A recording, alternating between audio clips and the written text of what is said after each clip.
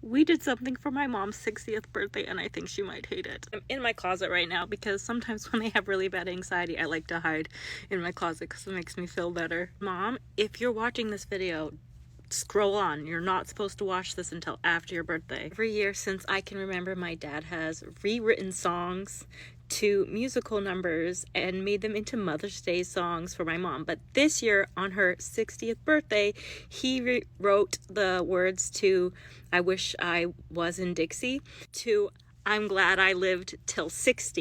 And then we all dressed up as hillbillies. Here's a picture. That's my son and that's my brother-in-law. Here's one of my favorite parts. 60 just a start. Now I'm wiser and apart. Look away, look away. No way down south. At 60. No, Mom! What do you think? Do you think she's gonna love it or hate it?